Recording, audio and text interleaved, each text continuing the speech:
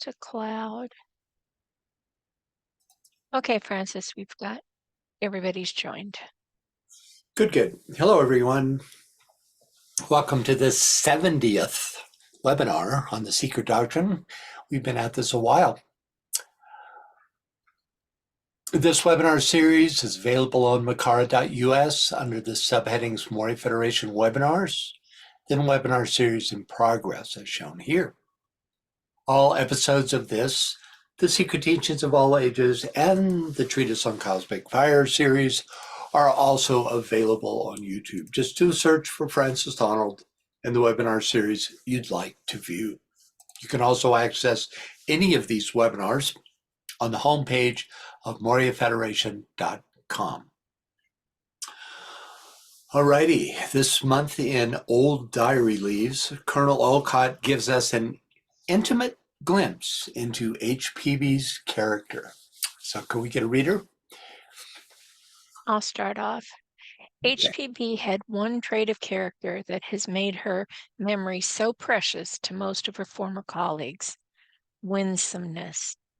She might drive you almost mad with her sayings and doings, might make you feel ready to run as far away from her as possible.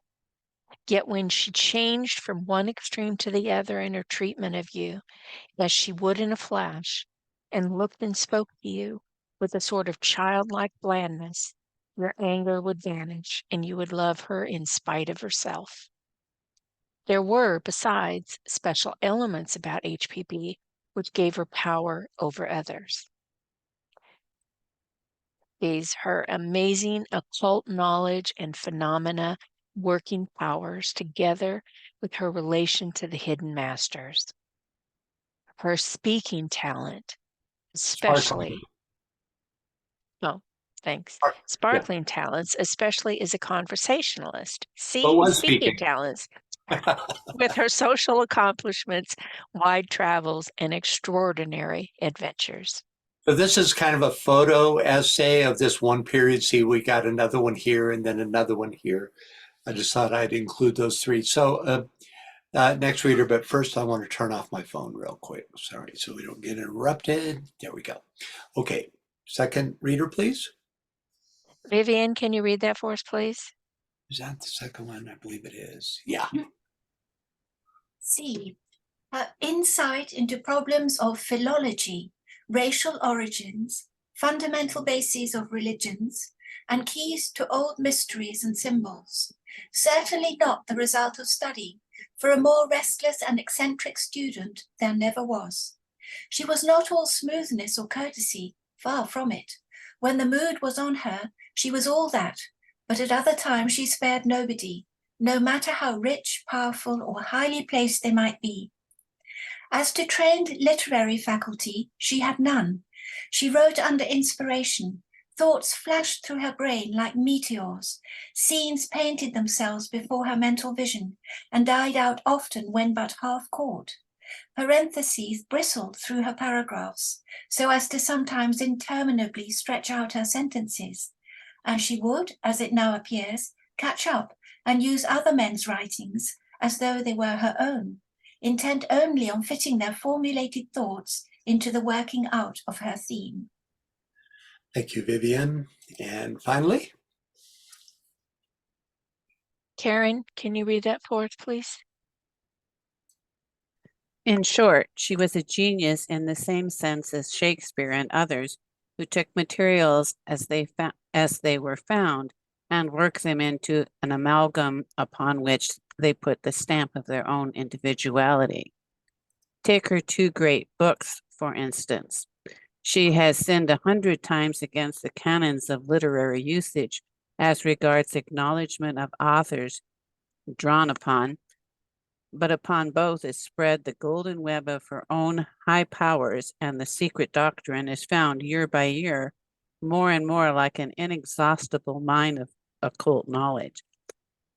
That is what makes widening circles of students reverence her memory and turn their backs in scorn upon those pygmies like Solovyov, who worked like ants to distill acids to squirt on her clothing.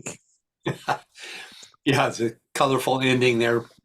Remember, this is from, these are excerpts that I choose from Olcott's diaries. So this was taken out of a longer description of this person, Solofiov, who, was just set against the Theosophical Society and especially against HPB. So it's, yeah. Okay. Last time we continued our reading in this interim chapter, which we've been at almost all year, actually all year and a little bit, entitled Additional Facts and Explanations Concerning the Globes and the Monads, where we reviewed HPB era ideas concerning the monad. It's not just a monad like it is in DK Theosophy, which is actually a combination of these first two monads, the sheath and the essence.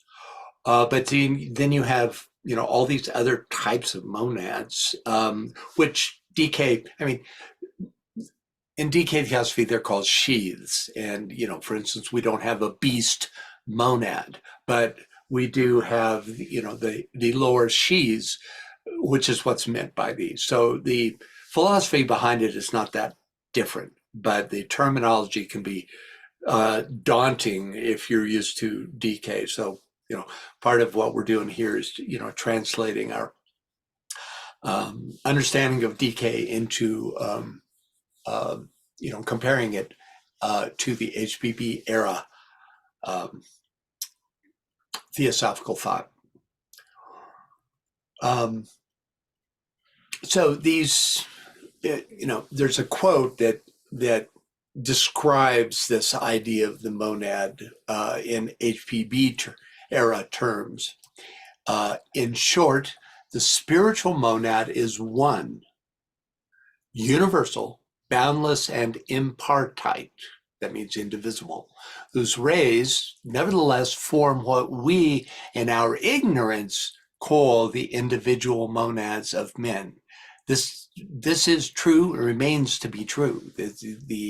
There is this universal monad, which is all life, right? And for convenience, we divide it into monadic sheaths, but from one point of view, it's an oxymoron because you can't divide spirit, but we do it in order to understand that aspect of ourselves and the kingdoms of nature. We then took a look at the atom, which HPB describes as, quote, a sequential manifestation of the one universal monas with an S. That comes from Greek thought. This sequential unfoldment is illustrated in this chart from 5 Years of Theosophy, which shows the involutionary and evolutionary stages as shown here. But we're told, and this is an important statement in review, the ocean of matter does not divide into its potential and constituent drops until the sweep of the life impulse reaches the evolutionary stage of man birth. In other words, individual monadic vehicles do not coalesce, come into being until the fourth kingdom, even though they begin to do so in the higher, more evolved aspects of the third kingdom and the animal kingdom. But it's not until the fourth kingdom that these individual monadic vehicles come into being. We finished last time with a description of the three upadis, the monadic, the soul, which HPB calls the intellectual, and the physical vehicles. And this takes us up to where we left off. So if we could get a reader, please, in the next paragraph. Tia, can you read that for us, please? Sure.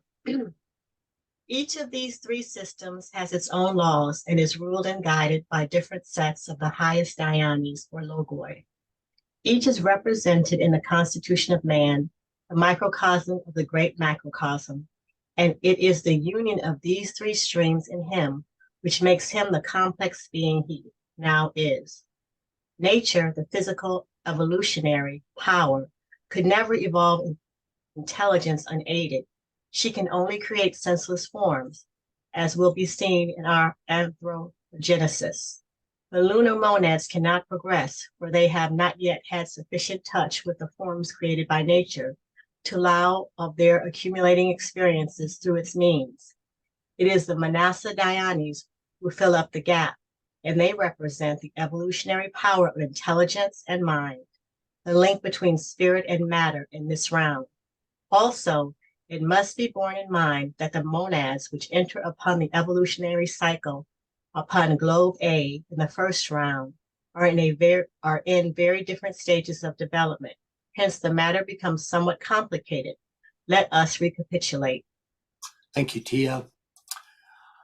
Okay, first, each of these three systems has its own laws and is ruled and guided by different sets of the highest dhyanis or logoi. These three systems, called principles in DK theosophy, are ruled respectively by the first, second, and third logoi, and by the laws of synthesis, the laws of attraction, and the law of economy. We're talking about here about monadic, soul level, and personality level, the three systems, or upadis. It just so happens that we are currently studying the same subject in the TCF webinar series. You know, we've been looking at particularly these laws of synthesis, law of attraction, and the nature of these three logoi from, of course, a different perspective. Next, each is represented in the constitution of man, the microcosm of the great macrocosm. And it is the union of these three streams in him which makes him the complex being he now is. The three streams, as I said before, are monad, soul, and personality, which are inextricably interwoven. In HPB theosophy, which borrows their terminology from the Hindu, the same three streams with some differences in detail are called, first, a combination of Atman and Jivatman for the monad, Bhut Atman for the soul aspect, and there's some differences, and Pran Atman for the personality. Next. By the way, anytime you have any questions or comments, I very much welcome them. Conversation is way more interesting than just a simple lecture. So, consider being a part of the dialogue. Nature, the physical evolutionary power, could never involve intelligence unaided. Really important statement. She can only create quote unquote senseless forms, as will be seen in our anthropogenesis. This is a fundamental theosophical tenet. The involutionary cycle, controlled and overshadowed by the lunar Petries, which in this round took us up to the midpoint of the third root race, is completely oriented towards refining the form aspect of the lower kingdoms in nature, including animal man, so that it may become a fit vehicle for monastic development in the later root races and of the round. The stanzas and teachings on this unfoldment is presented in Anthropogenesis, the second volume of the Secret Doctrine. Next, the lunar monads cannot progress, for they have not yet had sufficient touch with the forms created by nature to allow of their accumulating experience through its means. By progress, HPB here means the ability to respond to the Manasa Putras. They can only go so far. Animal man spends eons gathering experience on the physical plane in order to perfect its form nature. This is not personality experience of the fourth kingdom. Gathering experience usually refers to, the mutable cross and gathering personality experience. This is that period before individualization altogether. And this is still part of that lunar monadic period. Francis? Yeah. Yeah. James has his hand up. Go ahead, James. Thanks. Can you hear me okay? Uh-huh. Is this period we're talking about kind of loosely, does that correspond to, Homo sapiens has been around for like 200,000 years, and only 10,000 years ago did we get agriculture and then start writing. So is there a loose correlation to kind of the lower caveman that we think, troglodyte kind of thing? Well, you'll drive yourself crazy trying to correlate theosophical anthropology and scientific anthropology. They just don't come together. You can, like you said, very loosely apply the idea of form development, as, in scientific early man, and then how late it was before man began to develop mentally. But, that it doesn't jive at all with theosophical teaching. You go back, I think the oldest man they found, and I have a slide about this, the oldest man they found is something like 3.8 million years, and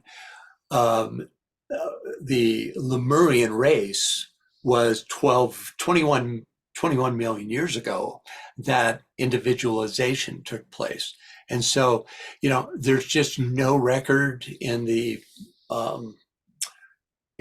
scientific anthropological data that correlates the two. And like I said, ultimately they have to connect, right? But it's a really difficult process to try to figure out. So let's not try to correlate at all, but we know there is a point way back when we were more ape-like, and then we became more human-like, and there were multiple Homo species running around, right, and some other ones that were not Homo. Yeah. Regardless of whenever that was, I think our brains might have been just about the same as they are now a very long time ago, and still we haven't matured very much as a group. And so that's kind of tying to these different root races that we had different stages of advancement. Yeah, you can use a kind of philosophical correlation that way, but when you try to actually link them, you quickly fall into error. One of the things that makes perfect sense is that the earlier races, from the midpoint of the third root race and before, were non-skeletal. And it was all, either soft tissue or ethereal. And so there would be no archaeological record of them. But, what about the Atlanteans, which existed, and the later Lemurians, which, after the separation of the sexes, had a bony skeletal. All you could say is because of geologic movements, etc., no instance of them has been discovered. But there's more to this story, and I don't know what it is. That's not enough of an answer that we just haven't discovered them, because there's, and we're going to be getting into a section which talks about the anthropoids and how there was an illicit union between animal man before the manas was, before the soul overshadowed him, animal man and great animal beasts of that time, which would be over 21 million years ago, and that the line that created, anthropoids, HPB calls them, could be responsible for what we're seeing in the archaeological record. But, I really can't say any more than that about trying to connect science with theosophy. It's tricky. I mean, like I said, ultimately it has to be there, or one or the other is a partial picture, or science is the partial picture, that we're not getting the whole story. But anyway, thanks for your question. It's interesting. Francis? Yeah. Aunt Veronica wants to know why the word monad in the phrase lunar monads. Do they also have a monad? Well, sure. All forms of life have a monad. At a certain stage, it coalesces into an individual sheath that is like, I described earlier, like a drop in the ocean of monadness, right? And those are called like your monad, my monad, when really it's all the same. So yes, all sentient beings ultimately have, well, let me put it another way. All sentient beings belong and are manifestations of monas with an S, which is universal, the universal monad. In the late animal stages, the monadic sheaths begin to be developed. And by the time you're a human being, you have a quote unquote separate monadic sheath, which we call in DK speak the monad, right? Which HPB era calls it Jivatman, right? So for that reason, they can be called lunar monads, because they're part of a life wave, and that life aspect is monadic. Okay? Anyone else? Okay, where are we here? So, right. Next up. It is the Manasa Dhyanis who fill up the gap, and they represent the evolutionary power of intelligence and mind, the link between spirit and matter in this round. HPB uses a number of terms for the soul aspect, including Manasa Dhyanis, Manasa Putras, and Agnishvatas. It is this group that is sent forth by the monad to preside over individualization. That's the link, which marks animal man's entrance into the fourth kingdom by unlocking the evolutionary power of intelligence. It's really through mind, through intelligence, that the upward path becomes possible, and it's facilitated by the soul. But ultimately, it's part of the purpose of the monad. It's the working out of the will to be of the monad and the return to monadic consciousness. Okay, next. Francis? Yeah. Aunt Veronica asks, are these the solar angels? Yeah. Solar angels exist on their own plane. They live in the heart of the sun. And we know almost nothing about them except in their relationship to humankind. And that is in their agreement to, quote unquote, acquiesce to animal man slash personality overshadowing, which takes eons of time that they agree to this connection, which allows the personality to eventually assume soul consciousness, right? So it's more like an office of the solar angel. Um, our connection with him is through that office. Does that make sense? Okay. Also, it must be borne in mind that the monads which enter upon the evolutionary cycle upon globe A in the first round are in very different stages of development. The statement compares the, or seems to compare, if I'm going to be totally accurate, the first wave of monads called the lunar Petries that are tasked with the building the form aspect for all the kingdoms in nature, beginning on the first globe of each chain, with the second wave, the second monadic life wave, which actually take on the forms created by the first wave. They're very different stages of development, quote unquote.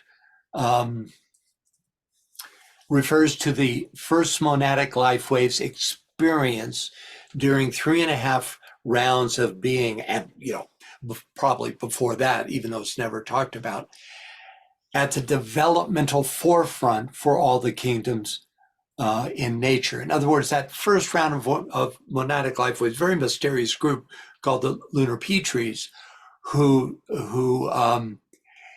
actually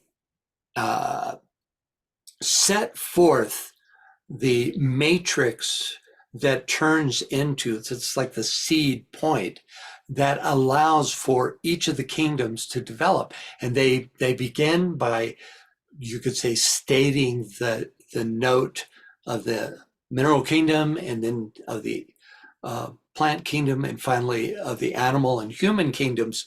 And for them, it's a recapitulation because they have been men in previous times, but their previous history before this first round globe A is never discussed as far as I've ever found. So, and then the second life wave is very different. That group of monads are, you could say, the actual men and women who inhabit the forms that were set forth by that first wave. Is that clear? I see a hand. Yes, James, go ahead. Thank you. I want to ask a huge question and I want a tiny answer because I don't want to knock you off track. But it's since I'm usually new the other way around. It's a tiny question and I give a huge answer. okay. Since I'm new to the teachings, is there anything to study in all of this work that suggests there have been interferences in our human evolution by things outside the plan? I don't think there is anything outside the plan.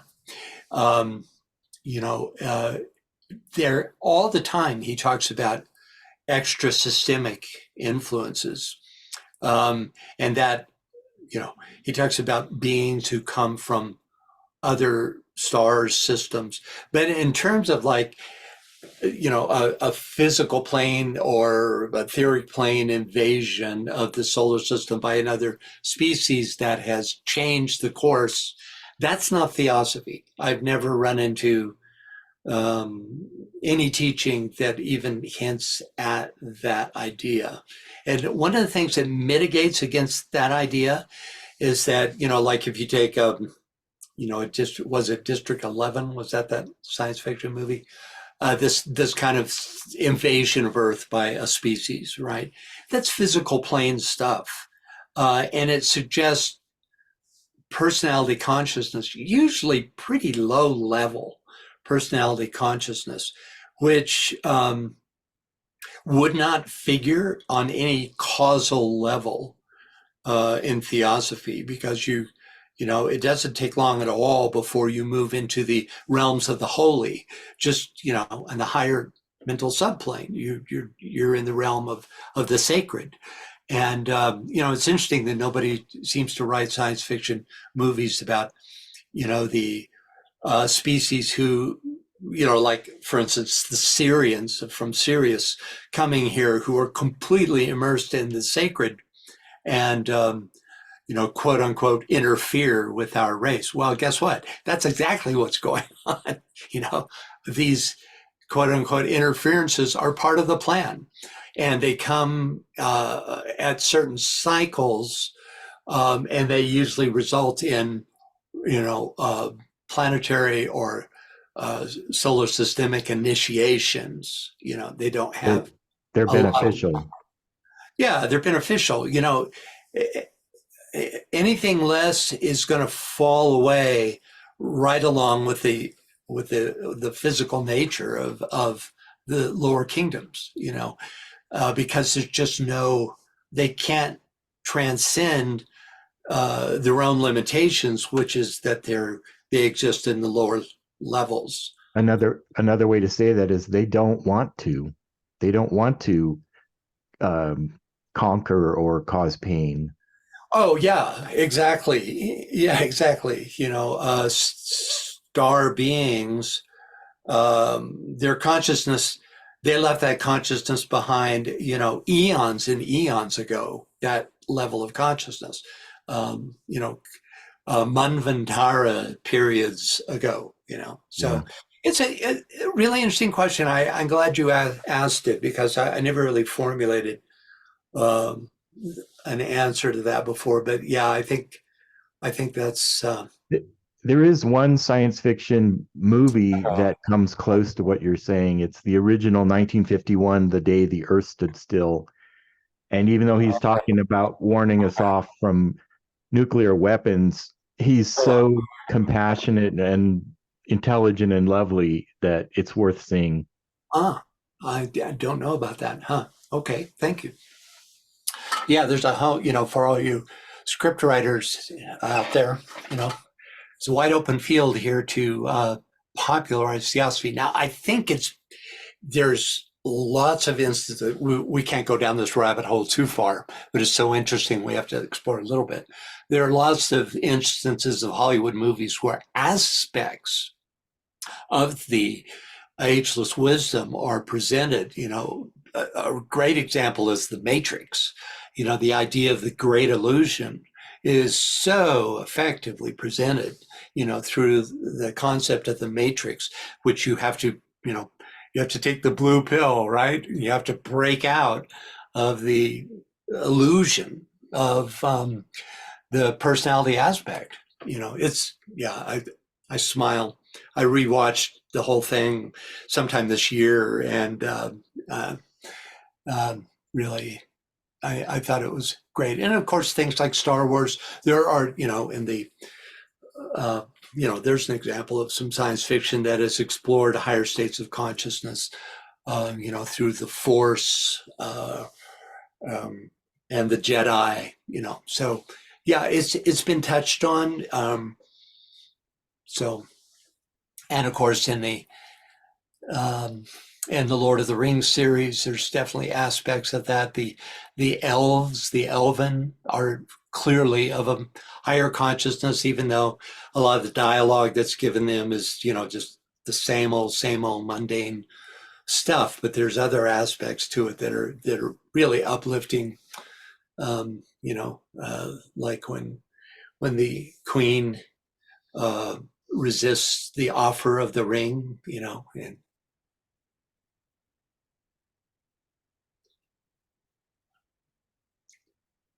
and then says, I passed the test.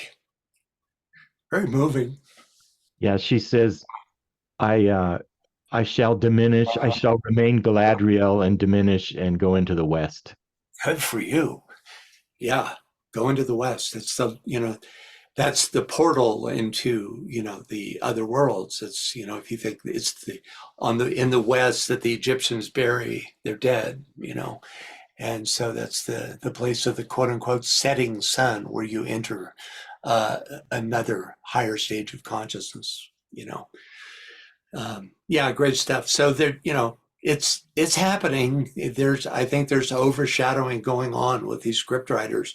And it will become, I think, more upfront as the Aquarian age unfolds. Thank you for that question. That was very interesting. Francis? Yeah. Magda says Star Wars script was co-written by American anthroposophist Gabriel Douglas.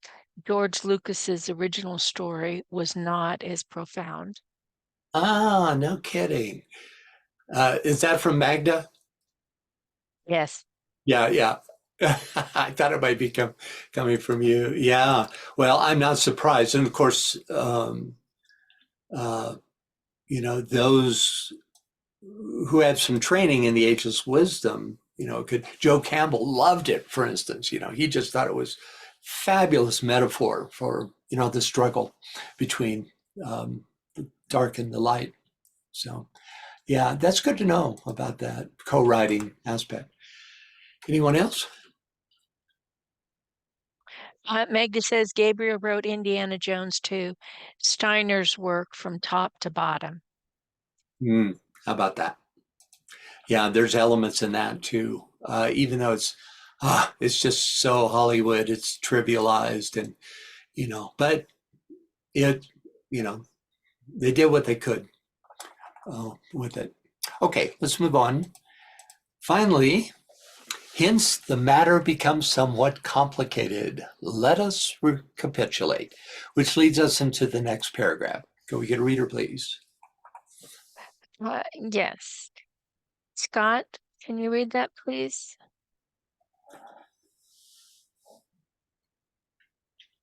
The most developed monads, the lunar, reach the human germ stage in the first round, become terrestrial, though very ethereal, human beings towards the end of the third round, remaining on it, the globe, through the obscuration period as the seed for future mankind in the fourth round, and thus become the pioneers of humanity at the beginning of the fourth round.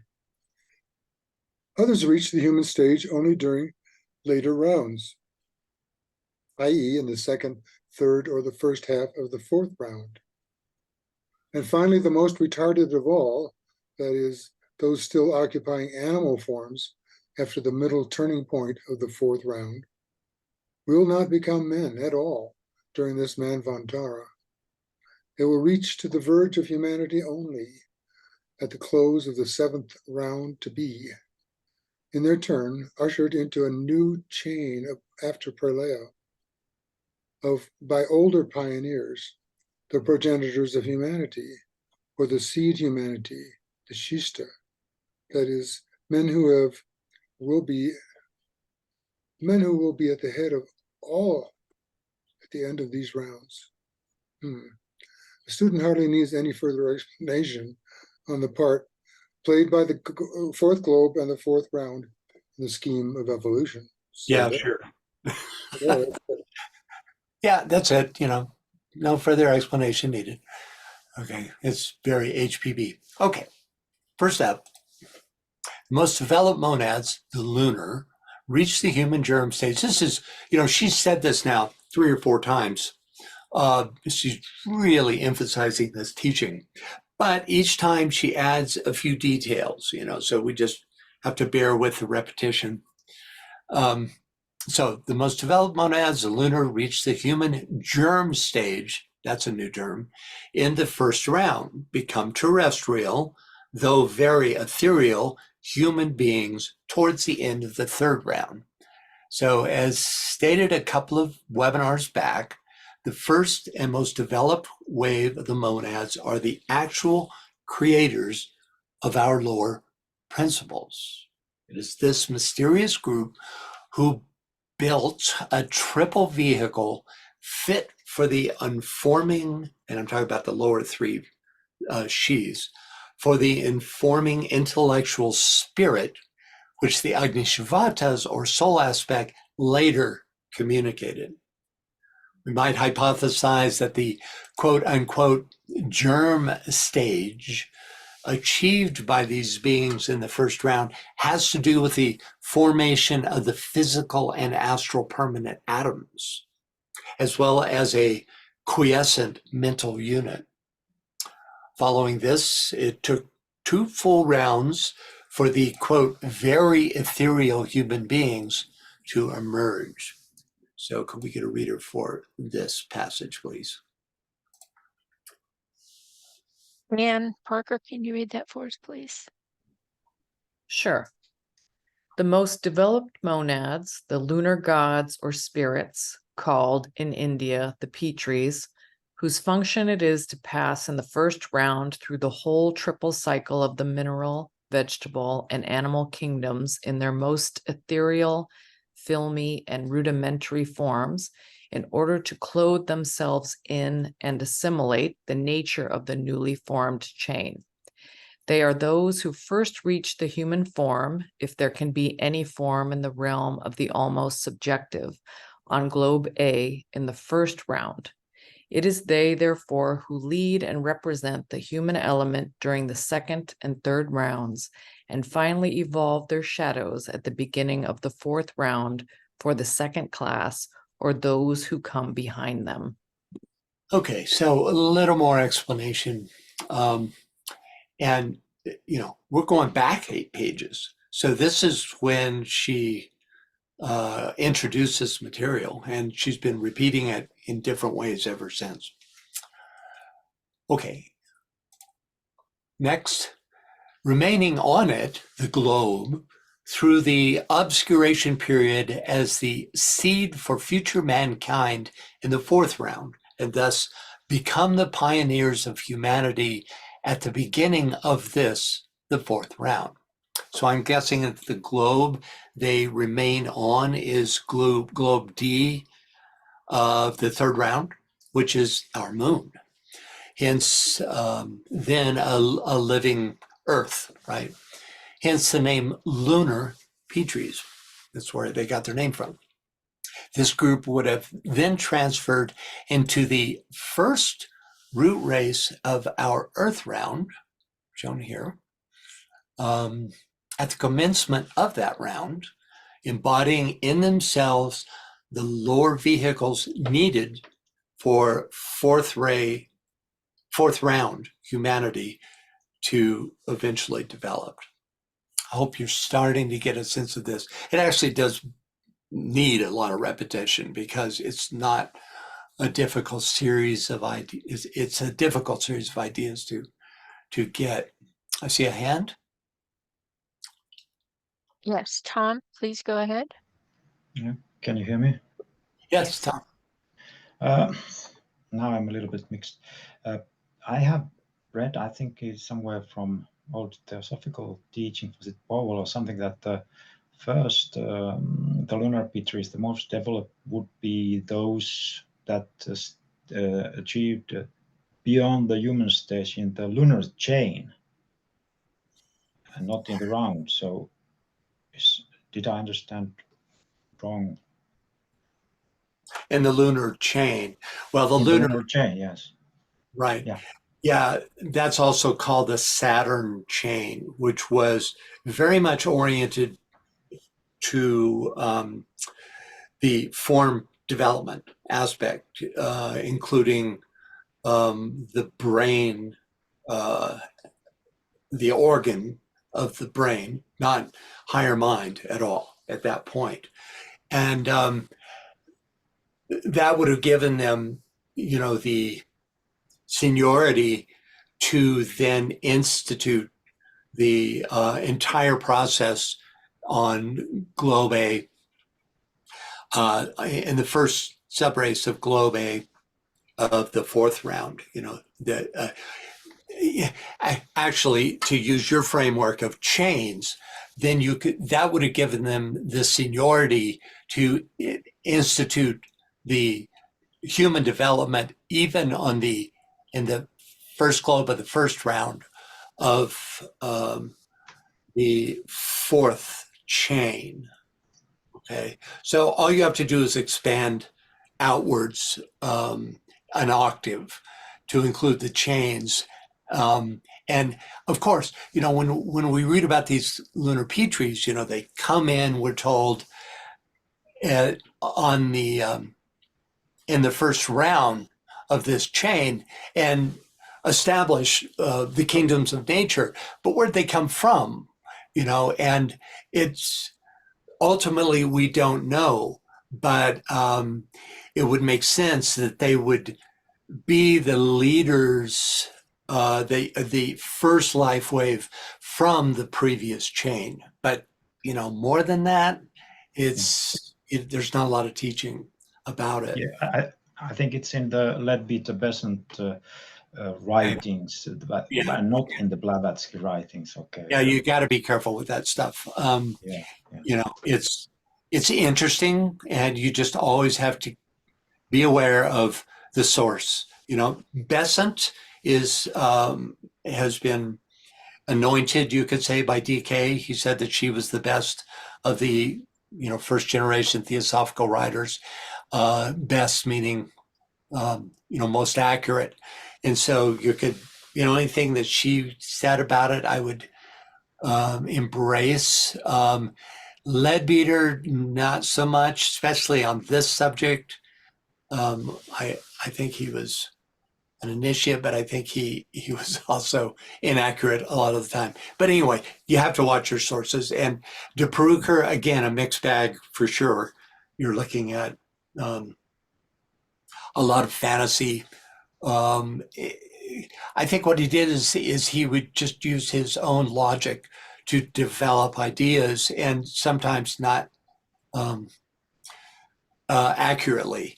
But he's still worth reading. I still use his quotes often in my webinars because he has a very unique style. So yeah, thanks, Tom. Francis? Yeah.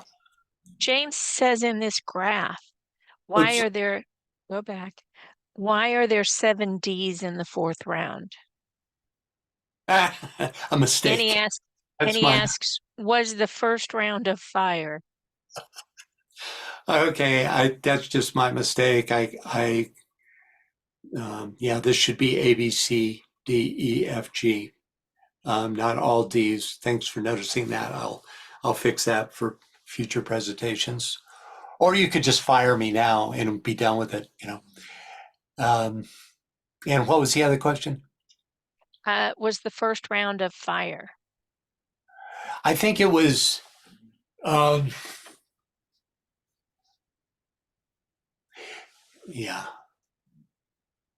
in this listing, it's fire, but that's not our fire. Fire is a noumenal form of all the elements, as well as one of the 4 major elements. So you could say, as long as you recognize that it's not the kind of campfire fire that we know of, it would be this noumenal element that we call fire. Yeah. James asks, is it more like plasma or electrical energy? Well, it's they're all have their electrical. They all have electrical energy associated with them, but there are also configurations that are definitely connected with the 4 elements, including ether. And the way HPB describes first round stuff is ethereality, and I would think that would be higher ethereality, not the ether that is conjoined with the physical, but it would be like ether with an AE, that would be the 5th element, but fire, ether, they're related when you're looking at this noumenal level of things. Anyone else? Yes, and Veronica says, no, we will not fire you. You're stuck with us. And I think there's a number of us with that. Even though you may occasionally make a mistake in a graphic, you do a wonderful job of explaining this stuff to us, which is normally way over our head. And the that's very fact that anybody even noticed that you'd made a mistake in your graphic Yeah. shows just what a great teacher you are. Oh, that's it. Yeah. Yeah. Actually, I was testing you, and you passed the test. That's great. So you picked up the mistake. Now I just copy pasted, this D globe thing, and moved it over without noticing that I hadn't changed the letters. So that was a good catch. Okay, and thanks for your And kindness. then James says, I passed. I shall diminish and go into the west. Very good. Very good. Okay, let's see, where the heck are we here?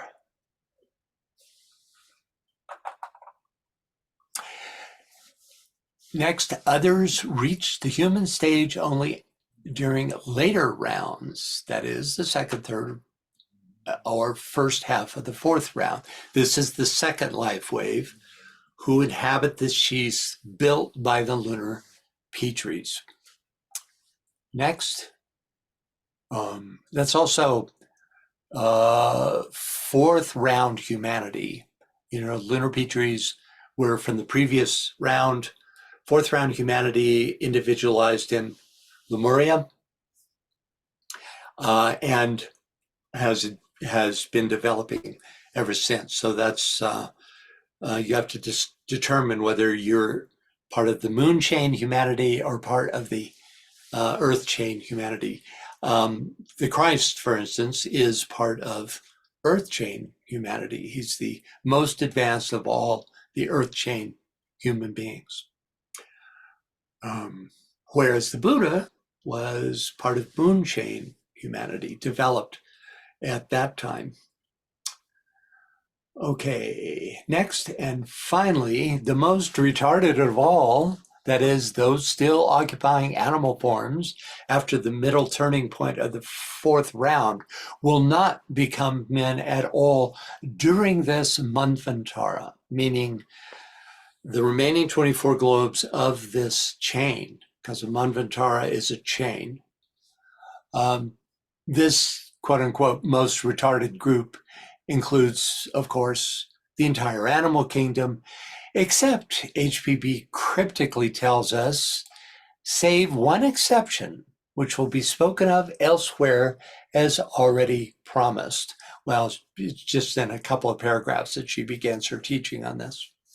When the midway point of the chain was reached in Atlantean times, the door of evolution closed, and humanity moved on to the evolutionary arc, where, during the fifth, sixth, and seventh globes of this round / chain, because the globes are reused, it will focus on developing its hierarchies and principles. And that's why the door is closed. We'll be studying this quote unquote one exception in just a few paragraphs. Next, they will reach to the verge of humanity only at the close of the seventh round to be, in their turn, ushered, bad punctuation, only in the seventh round, to be, in their turn, ushered into a new chain after Pralaya by older pioneers, the progenitors of humanity, or the seed humanity, Shishta, that is, the men who will be at the head of all at the end of these rounds. So I move us right on to a reading on the Shishta, but I want to comment a little bit on this. Let's see. So I was talking about the retards, the animal kingdom, which will be right at the verge of becoming human. In other words, they will do all the work that this life wave of the second monadic life wave achieved during the Lemurian race to become an animal man that was ready to be overshadowed by the soul. They will reach that stage at the close of the 7th round.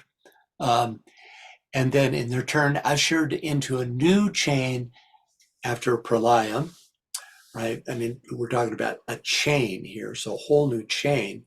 Again, by the lunar Petries, or the seed humanity,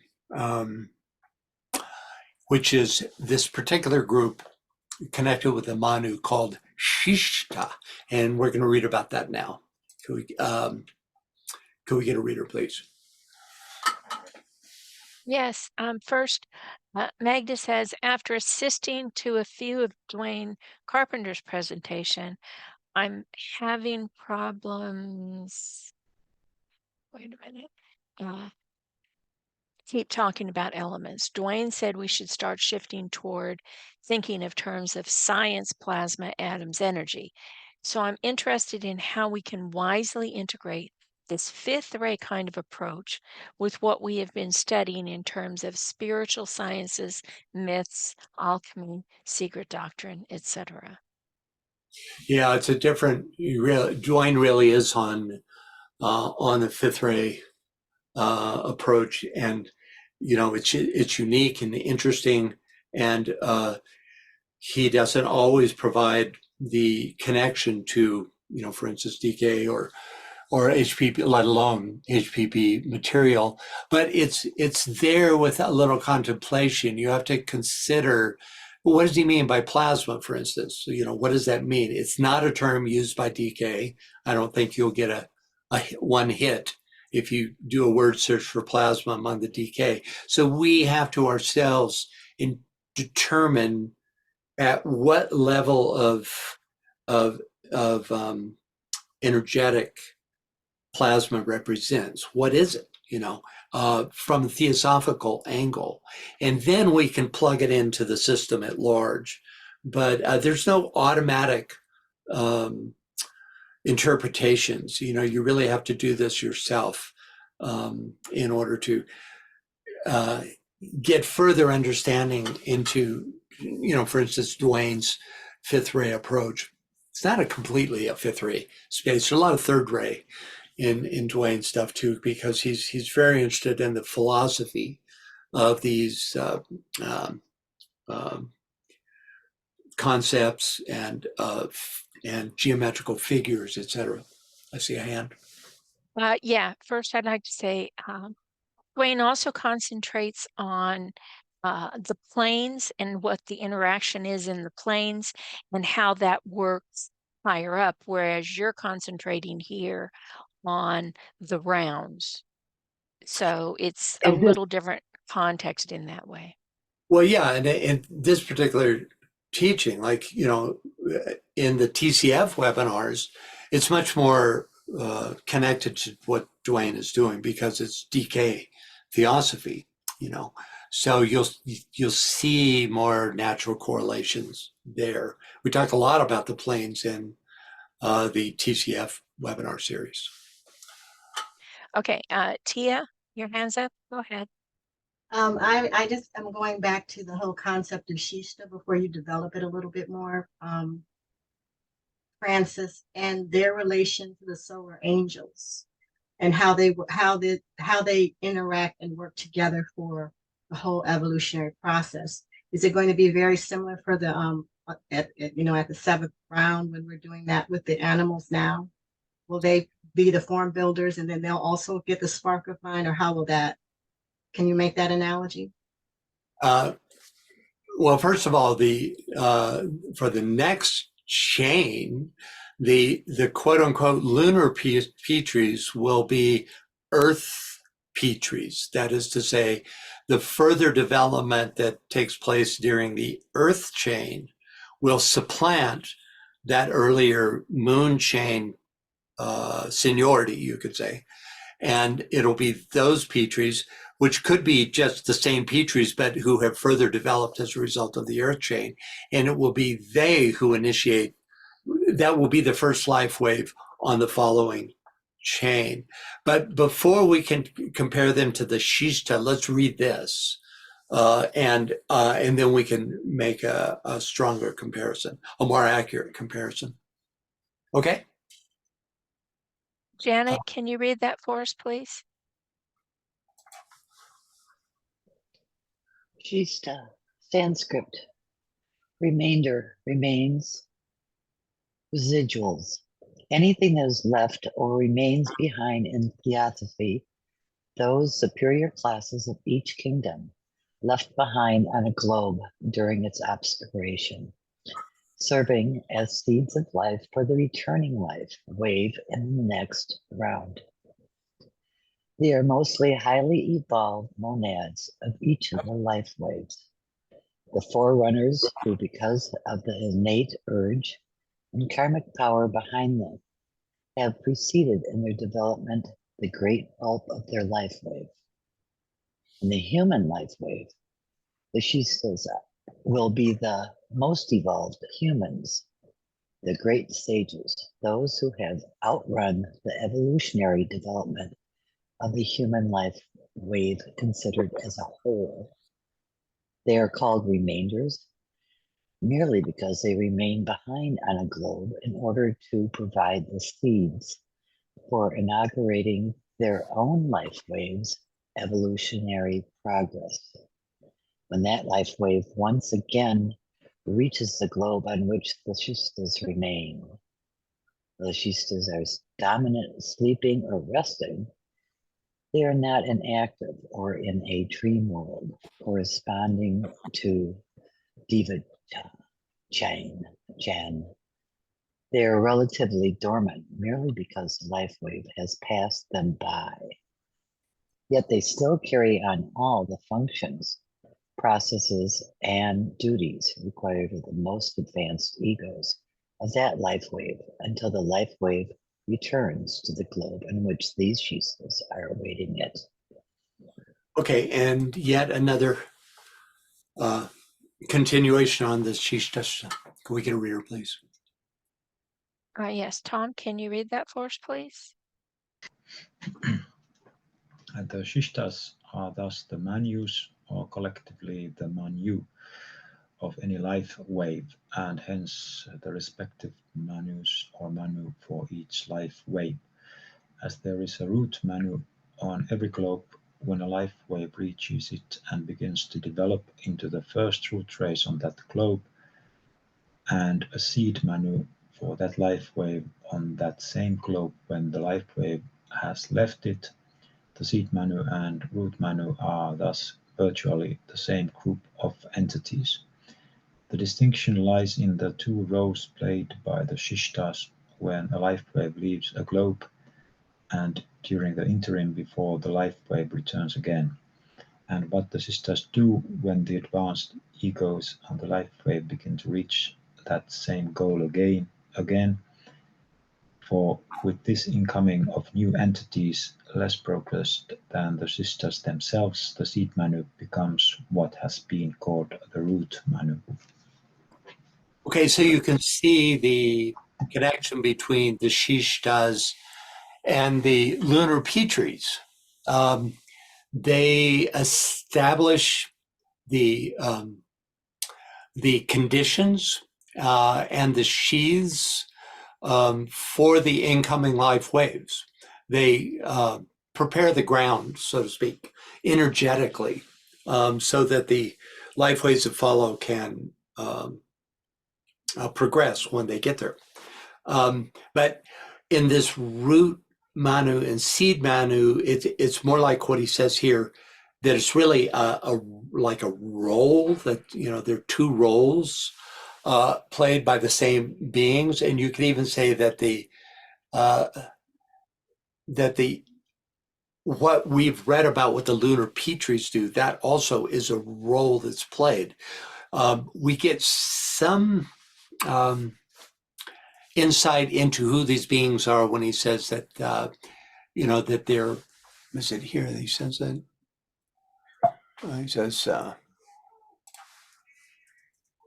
here that they're the highest Yeah, they have outrun the evolutionary development of the human life wave that they were a part of.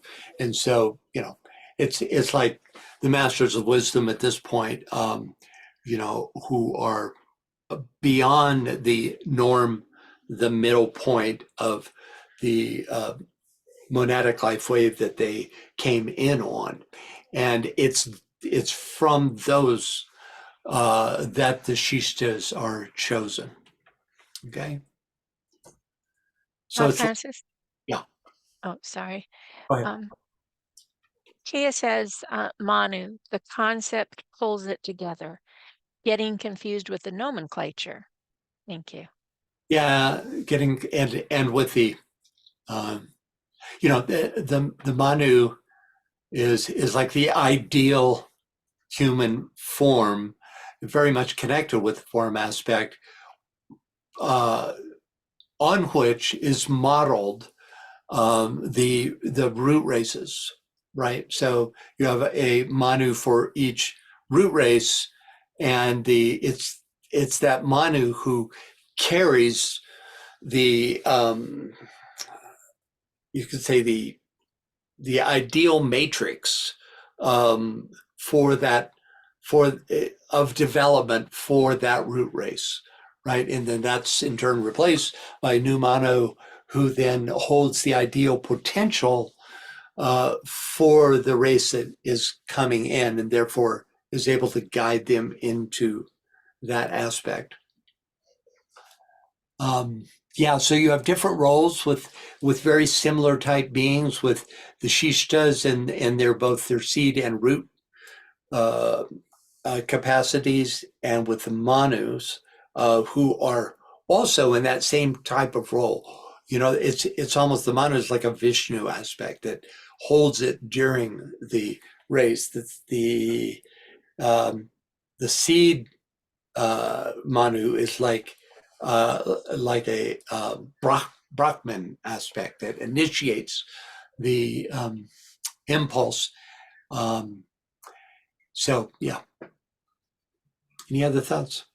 Yeah, Magda says Manu is Adam Kadmon in the Kabbalah. That's right. Adam Codman. Yeah. The ideal. It's also connected with the 10 Sephiroth of the Tree of Life, which is the Adam Kadmon. So it can be seen as the 10 principles of the ideal human being in the Manu fully developed for that level, for the root race, right? Only, not the final end result, but at the end of the scheme, but the perfected model for that root race. Anyone else? Okay. Next up, can we get a reader, please? Yes. James, can you read that from us, please? Oh, hold on just 1 second. Hmm. Janet asks, are we in the 4th root race? No, I asked that. Oh, I'm sorry. It's okay. Yep, you did. I need glasses, apparently. Well, it's kind of a trick question because in consciousness, there's a lot of people who are still astrally polarized, which was the dominating quality of the Atlantean, which is the 4th root race. But we are in the 5th root race, which is the Aryan, and the focus is mental development during this race, which we're in process of doing. The about a third of humanity is what's the word I want? The mental aspect is of significant importance, and then 2/3 are emotionally polarized. That doesn't mean they don't have mind or the ability to think. It has to do with the orientation of one's consciousness, right? Okay, So, thanks. yeah, 5th root race. Okay. From the preceding diagrams, which are applicable mutatis mutandis to rounds, globes, or races, it will be seen that the fourth member of a series occupies a unique position. I'm getting an echo. Let me just. It's okay. You're fine. Unlike the others, the fourth has no sister globe on the same plane as itself, and it thus forms the fulcrum of the balance represented by the whole chain. It is the sphere of final evolutionary adjustments, the world of karmic scales, the hall of justice, where the balance is struck, which determines the future course of the monad during the remainder of its incarnations in the cycle. And therefore, it is that, after this central turning point has been passed in the great cycle, that is, after the middle point of the fourth race in the fourth round on our globe, no more monads can enter the human kingdom. The door is closed to this cycle and the balance struck. For were it otherwise, had there been a new soul created for each of the countless milliards of human beings that have passed away, and had there been no reincarnation, it would become difficult indeed to provide room for the disembodied spirits, nor could the origin and cause of suffering ever be accounted for. It is the ignorance of the occult tenets and the enforcement of false conceptions under the guise of religious education which have created materialism and atheism as a protest against the asserted divine order of things. Thank you. So, first up, from the preceding diagrams, which are applicable mutatis mutandis to rounds, globes, or races, it will be seen that the fourth member of the series occupies a unique position. So the preceding diagram is from page 172, which illustrates transference of the life wave from one chain to the next. HPB here suggests that the method of transference is also applicable to rounds and races. It's in other words, it's a generalized method that applies at any level. Mutatis mutandis means with the necessary changes having been made. Okay, so HPB is telling us after adjusting for obvious differences in scope, the fourth round, fourth globe, and fourth race are each unique because of their central position between the three that came before and the three that will follow. And also because of the fact that whether it be a chain, round, or globe, or root race, the fourth instance of each of these is the densest among the group of seven, the sevenfold group. Next, unlike the others, the fourth has no sister globe on the same plane as itself, and it thus forms the fulcrum of the balance represented by the whole chain. Diagram 1, back on page 153, illustrates the fourth globe as the fulcrum at the base of the three planetary pairs, which are linked by element, the element that they occur in or are demonstrations of, but with one of each of the pairs on the involutionary arc and the other on the evolutionary. We can assume that involutional root races and rounds are similarly linked to their evolutionary counterparts. Does that make sense? Okay. Next, it, meaning the central position, is the sphere of final evolutionary adjustments, the world of karmic scales, the hall of justice, where the balance is struck, which determines the future course of the monad during the remainder of its incarnations in the cycle. Aside from it acting as a physical fulcrum between the other three pairs of planets, why is Globe D the, quote, world of karmic scales. And we could hypothesize that it's because karma and monastic development have a cause and effect relationship. And it's the fourth globe is very much the globe where manas is developed, beginning in the fifth root race. DK says the lords of karma, or the maharajas, work with the sun, lords of karma. So we're talking about karma and its connection to manas. Work with the sons of men in the three worlds through the monastic principles. So you can see the connection there. In the same paragraph, he says, the work of the four maharajas who apportion karma within the ring past knot will reach its culminating point during the fourth round. An old commentary from Esoteric Psychology, Volume 1, describes how the karmic struggle unfolds on our globe. Could we get a reader, please? Kirsten, can you read that for us, please? Yes. In the fourth race, the conflict was begun and consciousness was born. In the fifth race, the crisis of the battle will be seen, and then the lower four and the middle four will begin to unite their forces. In the sixth race, the dust of battle dies away.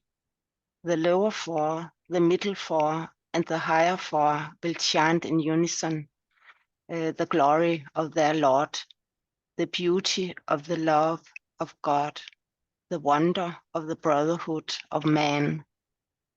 This is their pian, Yeah, it's adulation, their song of recognition, gratitude, etc. Thank you. Okay. Any questions about this? You can see how the struggle happens during fourth and fifth root races. The struggle with karma and the development of manas. And then once higher mind begins to make its influence, and that when the entire race is influenced by the higher mind, that happens in the sixth race. And then you have a release from the what he calls here the dust of battle, which is the pairs of opposites created through lower mind. Okay. Next, and therefore it is that after this central turning point has been passed in the great cycle, that is, after the middle point of the fourth race and the fourth round on our globe, no more monads can enter the human kingdom. The door is closed for the cycle and the balance struck.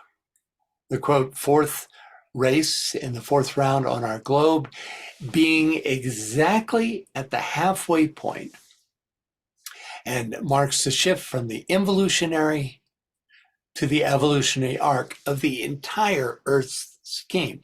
This only shows one chain. So, you take this map and you put another octave in it where you have 7 of these illustrations, which I didn't do, and it would still be this fourth race of this fourth globe in this round that would denote the center point, of the entire scheme. And so there's this mammoth shift by moving into the fifth root race of this round that takes us onto the evolutionary arc, right? And of course, at this midway point, you have the door closed to further individualization. And HPB seems to be suggesting, and it makes sense, it's this shift that makes possible the opening of the higher way through initiation, because we don't have any initiations recorded until the fourth root race. And so it's the closing one door and the opening of the door of initiation. which is picked up infinitely, in this fifth root race compared to what was going on in the fourth. Yes, Tia. I'm sorry, Tia. I just like to explore this a little bit more. This whole concept of the Maharajas and karma coming in the fourth round. It's interesting because we have prior to this the development of we have the spark of mind and the development of the soul vehicle. So it's not just it's the interaction between the soul and the Maharajas that are the working out of karma that helps us move through the evolutionary arc. Or can you It's actually the souls act as agents for the lords of karma. Okay. They themselves, because they send us in and out of incarnation, and they determine the nature, where, when, under what ray influences, and a lot of that has to do with how to best adjust one's karma, right? So in that way, the overshadowing souls are in fact agents of those great lords, especially one of them who works with past karma. There's also a group of lords that works with future karma, whatever the heck that is, and other types of karmic lords. TCF talks about these different groups of, but I think you talked about that, but I just find this so fascinating that they are intimately connected with the turning to the evolutionary arc. It's their introduction into this whole process. Yeah, it's actually an interim period that spans the fourth and fifth root races, where karma, which is so connected. I mean, we just learned in this, where is it? Yeah, we learned here that it's actually here.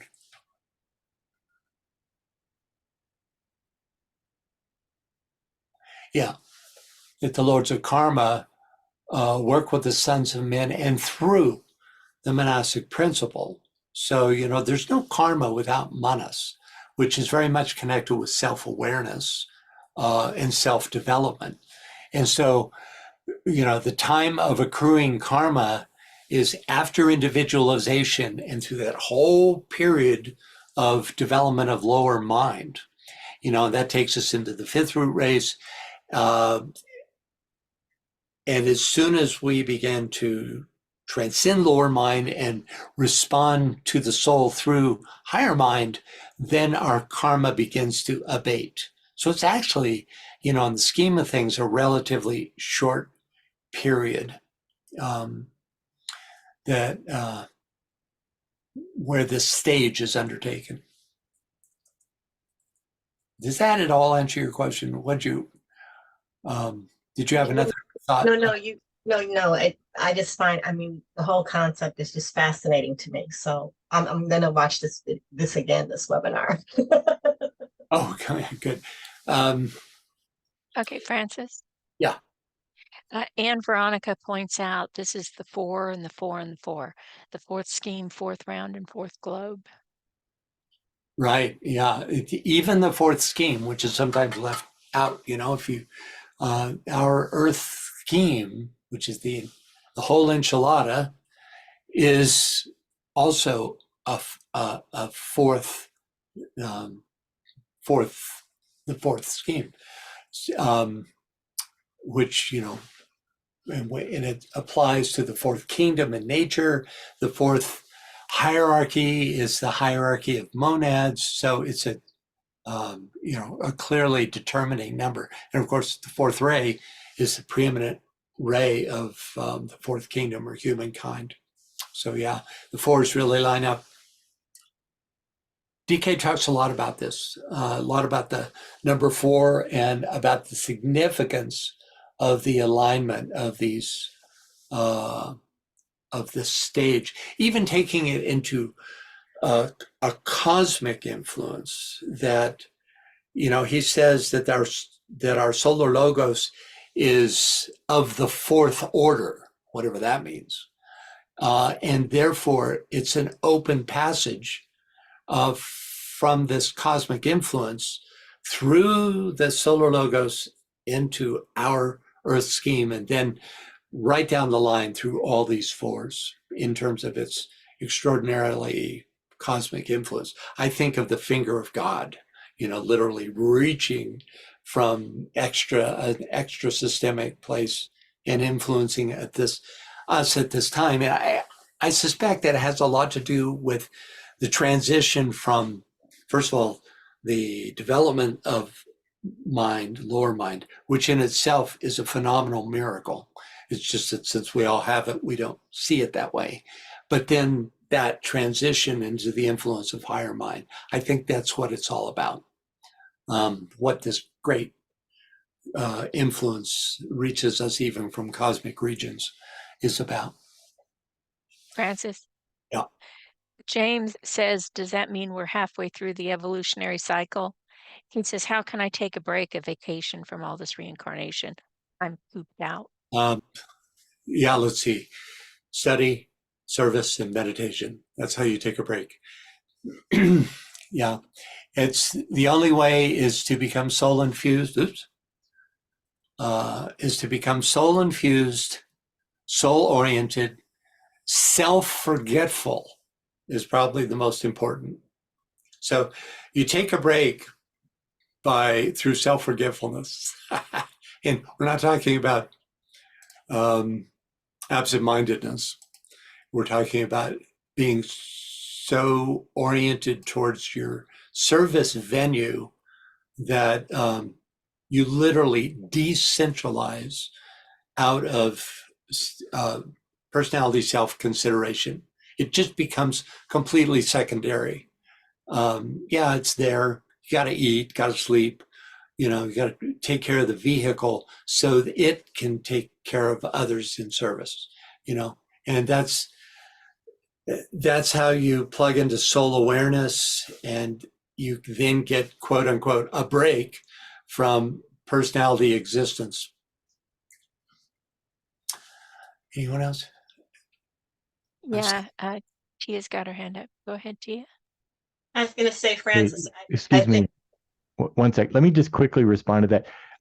I see what you mean, because when I feel totally in alignment with my soul, it's such a wonderful feeling. It is a vacation from all the karmic suffering. So I see what you mean.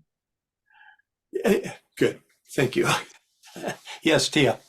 Yeah, I was, it's this concept, I guess why I was fascinated by it is it's a whole new way of thinking about karma with the Maharajas, more as an energetic pattern that is working with the soul vehicles and those permanent atoms to really, yeah. And that's before I thought of it more in sort of a very linear, I guess, lower mind way. But now this was fascinating. So thank you. Yeah.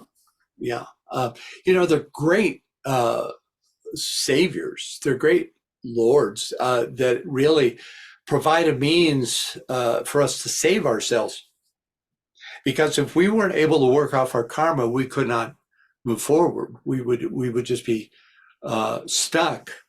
There would be no volition that would take us out of our condition. But through the paying of the debts, so we're talking about just past karma, it allows us to reformulate our vehicles in order that they can respond to a higher vibration, and that's all made possible by the lords of karma who come to us from Sirius. Okay. Vivian says, I can see that this only makes sense if it's for much greater than our Earth. Then much greater than our Earth. Yeah. In other words, cosmically instead of Yeah. systemically. Right. It affects the whole solar system. This particular line of descent from extra cosmic sources that I was talking about before, right now particularly impacts our Earth, but the lords of karma I think are active throughout the solar system. Okay, let's see. What the And heck? then Janet says, and we go and out of that feeling until it sticks. Say that again. I don't know. Janet, can you explain? Goes back on what James said about getting to study service and meditation where the soul is infused. But you can go in and out of it for quite a while, right? Yeah, quite a while is putting it mildly. Really. Yeah. Thank Yeah, you. we individualized 21 million years ago. You divide that by, say, 50, which is a optimistic average lifetime length, when you consider that we didn't used to live as long, or whatever you want to divide it by. And it's tens of thousands of lifetimes, that we are in this developmental condition. And, we only now find ourselves, literally at the cusp of a new way of being, especially, and this is just a micro adjustment moving into the Aquarian age. I mean, an Aquarian age is 2,500 years. You compare that to 21 million years, and it's not, it's teeny thing, but it's a very influential on. There's an opportunity of development of consciousness at this time that is very particular to the energies that are coming through to us, even at this time, from the cusp of the Piscean Aquarian age. They have to do with the ray energies, and also the conclave, less than 2 years away, will introduce a whole raft of new energies. And plus the fourth ray energy will be coming in. Yeah, we'll be getting a lot of influence that to take us into new stages of soul awareness. You want to ask? Yeah, Magda says, you take a break by taking it. Then war will be over and the cosmic Christ in you, Paul, takes care of everything. Yeah, I like that. The usual way of quote unquote taking a break is kind of like saying, I'm going to break free of all this stuff. I'm going to be free. It's an illusory freedom, because ultimately the only freedom is to transcend personality influence, just like the only real break you're going to get, but we get a break between lifetimes. There's this Devachan is this wondrous time of renewal and refreshment, and where you consider the life you've just been through in such a way that you are able to incorporate change before you reincarnate. So,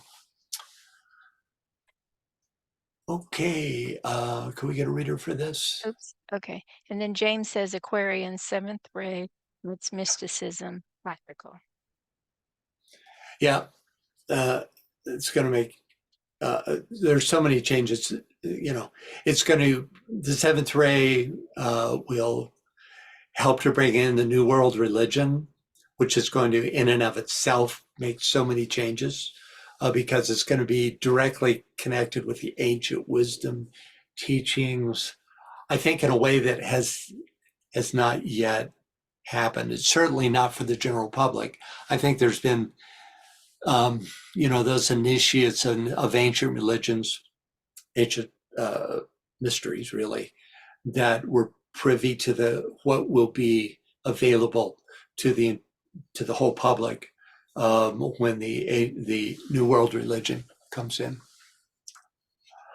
Okay, and then I'll read this, but before I do, Anne Veronica says, I was thinking that the 4 denotes concretization in the intelligent thinking humanity. Now putting this thought in the human constitution The fourth plane vehicle on the Buddhic plane puts us in the evolved humanity, plane of the masters. Yeah, there's a double meaning to the four. I mean, there's even more than that. But you have the form aspect, what DK calls the imprisoning cube, which is, made from squares. But then you have this fourth as the midway point, which is a place of liberation at whatever level. And DK tells us this too, that at every subplane of the cosmic physical plane, it's the fourth plane that acts as the place of liberation to the higher. It's a place where you are provided the opportunity to reorient from the lower three to the higher three. And, at the fourth initiation, note the number, you are liberated onto the fourth plane, the Buddhic plane.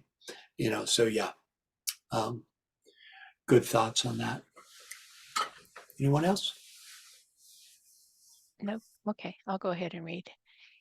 The only exceptions to the rule just stated are the dumb races, whose monads are already within the human stage, in virtue of the fact that these animals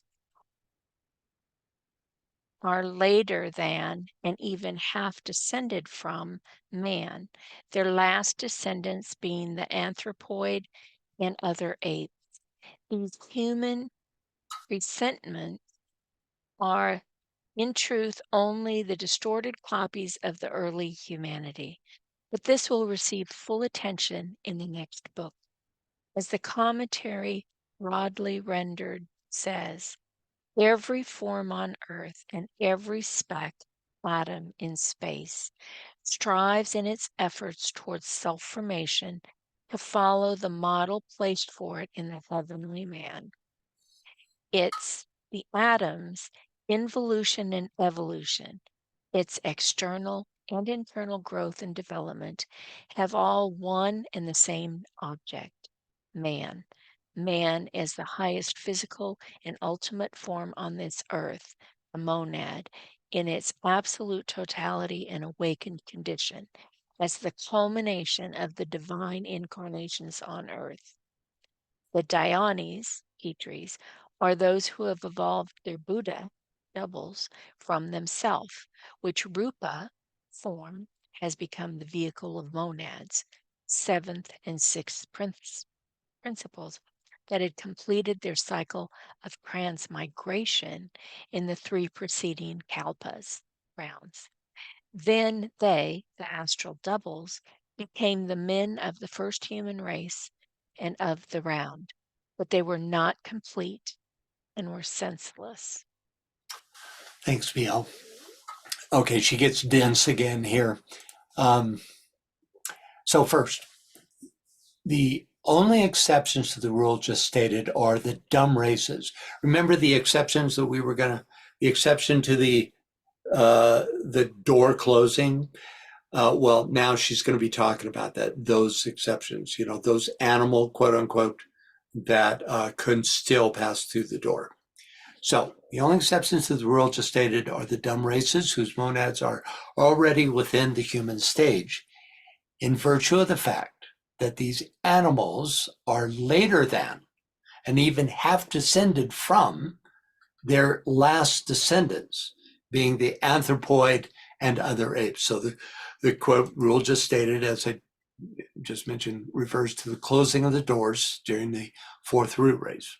The use of the term dumb races comes from stanza 8, verse 31 and 32 in Anthropogenesis, the next book. Could we get a reader, please? Yes. Vivian, can you read that, please? Stanza 8, 31. They, the animals, began to breed. The twofold man, then, separated also.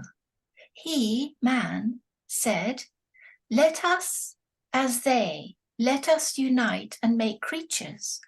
They did. 32.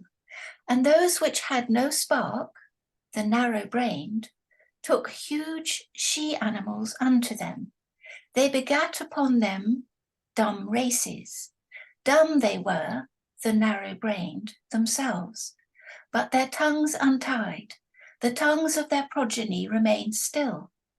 Monsters they bred, a race of crooked, red hair-covered monsters going on all fours, a dumb race to keep the shame untold. Thank you, Vivian. So let's take a look at some of HPB's commentary on this, extraordinary teaching, really fantastic in the old sense of the word, teaching.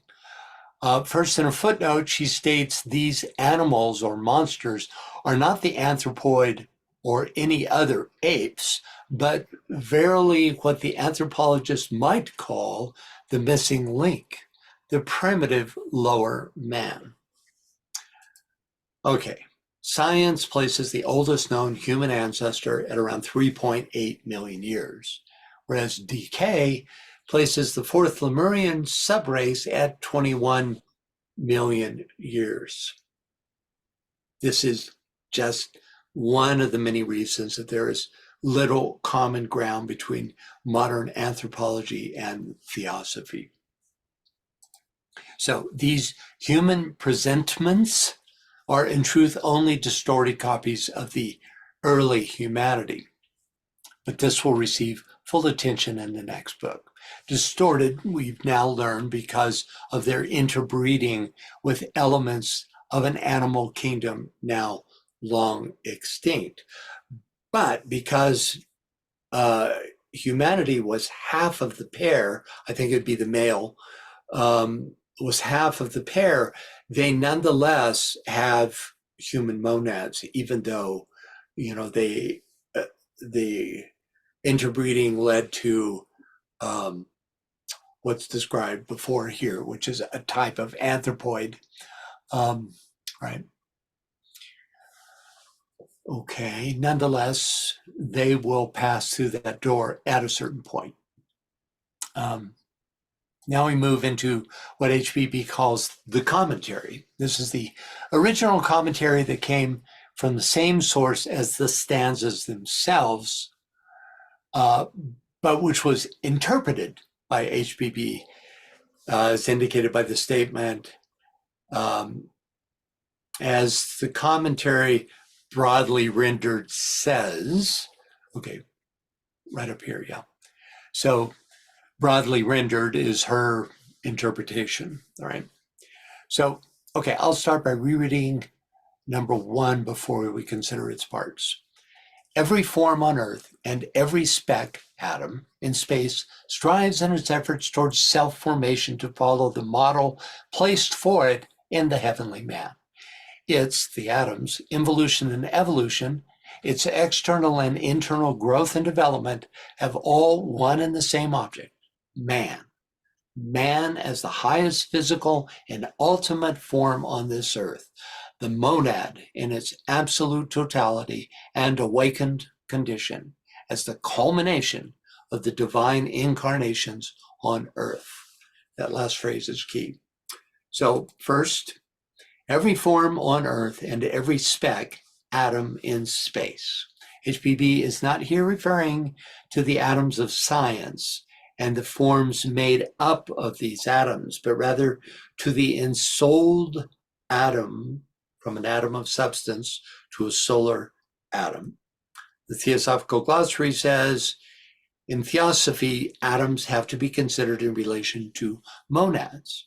In the secret doctrine, gods, monads, and atoms are a triad, like spirit, soul, and body. A monad is a divine spiritual life atom, a living being evolving on its own plane, and a life atom is the vehicle of the monad, which ensouls it, and in turn ensouls a physical atom. So that's the kind of atom that we're looking at here. Next. So every form on Earth and every speck atom in space strives in its efforts towards self-formation to follow the model placed for it in the heavenly man. So we see the three phases of self-formation, also called the three life waves, illustrated here, each modeled by one of the three aspects of the logos or heavenly men. The sense that we are anything other than a cell in the body of the logos comes from the great illusion brought on by our separative personality centered stage of awareness. Okay. And you know what? We're out of time. We'll stop here and pick up with consideration of this next section. So, thank you all. Could we get some dates, VL? Okay, the next event is TCF this Friday. It's This 7, coming Friday, right? Yeah. right, the 25th. And then the next Secret Teachings is going to be on the 17th of September. And Really? then Oh, is that a special change? Secret Teachings is usually on the first Sunday. no, I just reread it wrong. Oh, okay. The next Secret Doctrine is on the 17th, Oh, okay. Okay. and that's normal. The Secret Teachings is before that. That's on the 3rd of September. Okay. So this Friday, then the 3rd of September, and then the 17th of September. I think that's right according with the times these events are supposed to happen. Right. Okay, great. Thank you all so much, and good conversation today. We'll see you next time, this Friday, hopefully for Treatise on Cosmic Fire. Bye-bye. Bye, everybody.